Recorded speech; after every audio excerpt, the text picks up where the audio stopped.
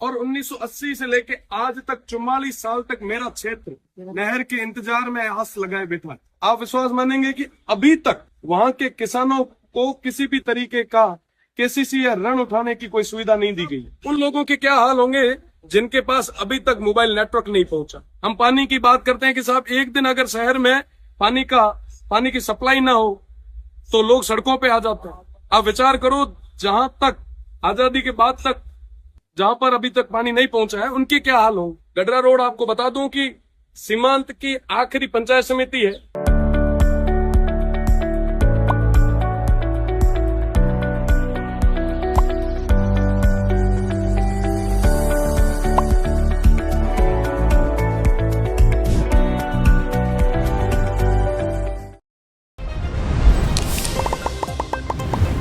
आज इंदिरा गांधी नहर पे वन और अभ्यारण्यों पे मांगों पे चर्चा हुई है। मैं आपको बताना चाहूंगा कि मैं सीमांत के क्षेत्र से आता हूं, जहां पर इंदिरा गांधी नहर की कल्पना जहां के लिए 1957 में की गई। 1957 में जब इंदिरा गांधी नहर सिंचाई परियोजना की कल्पना की गई थी, तब ये सोचा गया था कि देश के आखिरी हिस्से तक हम पानी पहुंचाएंगे। 1980 में जैसलमेर के मोहनगढ़ में पानी आया और 1980 से लेके आज तक 44 साल तक मेरा क्षेत्र नहर के इंतजार में आस लगाए बैठा है। प्रदेश की सरकार से मैं आप सभी के माध्यम से निवेदन करूंगा कि इंदिरा गांधी नहर परियोजना का जो एक्सटेंशन रुका हुआ है आप जल्दी से जल्दी करवाएं, ताकि सीमांत के उन लोगों को पानी मिल सके। आपको बताना चाहूंगा कि जैसलमेर के गुंजनगढ़ गांव के बाद में इसका एक्सटेंशन नहीं हुआ और सीमांत के उन लोगों की जो आजीविका है वो पशुपालन पे। अगर वहां तक पानी पहुंचेगा तो वहां पे खेत खलिहान भी होंगे, किसानों की आय भी बढ़ेगी।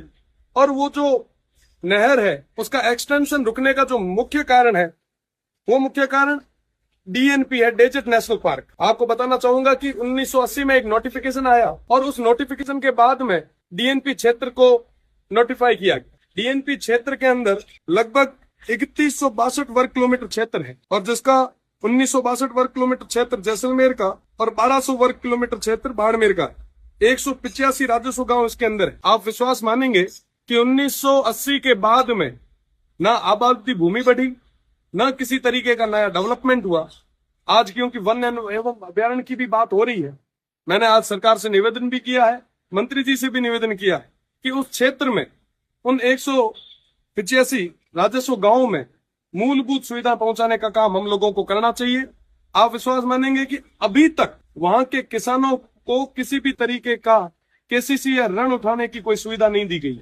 वो ऋण नहीं उठा सकते, वो कोई लोन नहीं ले सकते, वो बेच नहीं सकते, वो किसी भी जमीन को हस्तांतरित नहीं कर सकते। कई सारी ऐसी समस्याएं आगे आ रही है। तो इन सब तमाम चीजों को मैंने आज माननीय मंत्री जी के सामने और प्रदेश की सरकार के सामने रखा है। साथ ही साथ मोबाइल टावर, आप देखेंगे कि साहब एक दिन के लिए अगर मोबाइल टावर या कोई रेंज या कोई जब परीक्षा होती है तो एक दिन के लिए जब मोबाइल टावर को ब्लॉक किया जाता है, इंटरनेट को बंद किया जाता है, तो हमारे युवा भाई खाना पीना छोड़ देते हैं। उस स्थिति में आप सोचिए, आप विचार कीजिए, आप कल्पना कीजिए कि साहब उन लोगों के क्या हाल होंगे जिनके पास अभी तक मोबाइल नेटवर्क नहीं पहुंचा। लाइट की हम बात करें तो अभी सब हाहाकार मचा रहे हैं कि साहब हर जगह कटौती हो रही है। मैं मानता हूं साहब की कटौती हो रही है, पर आप देखें कि साहब उनके क्या हाल होंगे जो 75 साल से बिजली का इंतजार कर रहे हैं। हम पानी की बात करते हैं कि साहब एक दिन अगर शहर में पानी की सप्लाई ना हो तो लोग सड़कों पे आ जाते हैं। आप विचार करो, जहां तक आजादी के बाद तक जहां पर अभी तक पानी नहीं पहुंचा है उनके क्या हाल होंगे। वाकई स्थिति बहुत ही ज्यादा भयानक है। मैं कहना चाहूंगा मंत्री जी से भी, मैंने मंत्री जी से भी निवेदन भी किया कि एक बार आप आए और उस क्षेत्र को देखें। आप देखेंगे कि भारतमाला जैसा प्रोजेक्ट वहां पे जाके रुक गया। नर्मदा और इंदिरा गांधी नहर परियोजना का जो मिलाने का एक जो सपना था वो मुझे लगता है कि सपना ही रह जाएगा। अगर हमने मजबूत इच्छा शक्ति के साथ काम नहीं किया तो परिवर्तन नहीं आ पाएगा। सब बड़ी भयानक स्थिति है उस क्षेत्र की। अगर कोई प्रसव समय में कोई हॉस्पिटल तक जाना भी चाहे तो दूर दराज तक कोई हॉस्पिटल नहीं है और रोडें भी नहीं। कई बार जच्चा और बच्चा दोनों की मृत्यु हो जाती है। वाकई स्थितियां बहुत खराब है।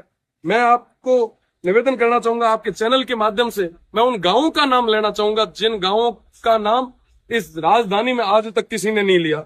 गडरा रोड आपको बता दूं कि सीमांत की आखिरी पंचायत समिति है और गडरा रोड से 1 किलोमीटर बाद इंटरनेशनल बॉर्डर शुरू हो जाता है। उस गडरा रोड के बोई, लोडरडी, समंत का पार, हाफिया, फांगड़ी, चंदनिया, बनियाली, चौथियाली, खड़ीन, सैला, धिंगानी की बस्ती, बच्चिया, पूंजराज का पार, सरगवाड़ा, द्राबा, ढगारी, मठरानी, पीपरली, पते का पार, गप्पण, राबड़, सांकली, हाफिया, कुपड़िया, रावतसर, सालम सिंह बस्ती, दुथोड़, ये तमाम कई सारे ऐसे गांव, 185 गांव है जहां पे अभी तक मूलभूत सुविधा नहीं पहुंची। हम बंद एसी के कमरे में सब तरीके की बातें कर लेते हैं, पर जरूरत है उन क्षेत्र को आगे तक ले जाने की। बिजली नहीं पहुंची, पेयजल नहीं है, आबादी भूमि नहीं है, किसी भी तरीके की कोई सुविधा नहीं पहुंची। तो वन एवं पर्यावरण की मांगों पे सबसे बड़ी मांग मुझे लगता है हमारी है।